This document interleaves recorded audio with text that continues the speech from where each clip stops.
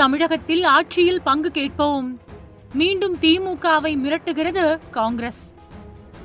தமிழகத்துல காங்கிரஸ் ஆட்சி அதிகாரத்திலேயோ இல்லனா எதிர்கட்சி அந்தஸ்துலயோ இருக்குமே தவிர அதிகாரமற்ற நிலையில இருக்காது அப்படின்னு அந்த கட்சியோட தமிழக மேலிட பொறுப்பாளர் கிரிஷ் சோடங்கர் தெரிவிச்சிருக்கிறது திமுக காங்கிரஸ் கூட்டணியில மறுபடியும் சலசலப்பை ஏற்படுத்தி இருக்கு.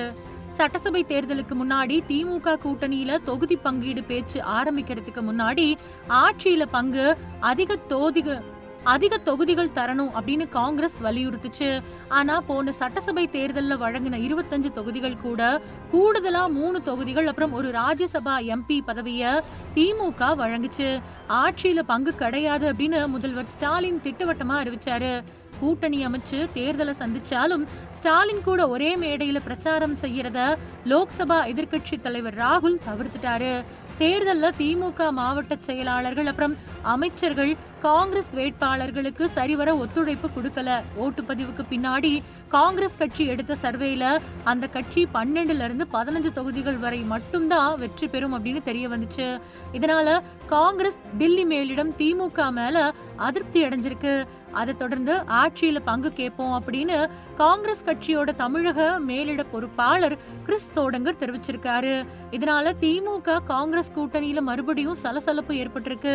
தமிழக காங்கிரஸ புத்துயிர் பெற செய்யக்கூடிய நடவடிக்கையில இறங்கி இருக்கோம். பூத் கமிட்டி, கிராம கமிட்டி மாதிரியான அடிப்படை அளவிலான அமைப்புகளை பலப்படுத்தக்கூடிய பணிகளை தொடங்கிட்டோம். தேர்தல் முடிவுக்கு பின்னாடி தமிழகத்துல நிர்வாக ரீதியா பல்வேறு பொறுப்புகள் மாற்றி அமைக்கப்படும். தொண்டர் கூட தேர்தல்ல போட்டியிட்டு வெற்றி பெறக்கூடிய நிலை உருவாக்கப்படும். ஆட்சியில பங்கு வேணும். காங்கிரஸ் ஆட்சி அதிகாரத்திலேயோ இல்லனா எதிர்கட்சி அந்தஸ்திலேயோ இருக்குமே தவிர அதிகாரமற்ற நிலையில இருக்காது. அதிமுக வலுவா இருக்கக்கூடிய தொகுதிகள்ல காங்கிரஸ் போட்டிட்டு இருக்கு. ஏற்கனவே ஜெயிச்ச தொகுதிகளை தக்க வைக்கவும் புதுசா வெற்றி பெற்ற தொகுதிகளை கைப்பற்றவும் காங்கிரஸ் கடுமையா உழைச்சிருக்கு. குறுக்கு வழியில பாஜக நுழையறத தடுக்கவே பல கட்சிகள் ஓரணியில திரண்டிருக்கும். திமுக தலைமையிலான மெகா கூட்டணி வெற்றி பெற்று மறுபடியும் முதல்வர் ஸ்டாலின் ஆட்சி அமைவது உறுதி அப்படின்னு சொல்லியிருக்காரு.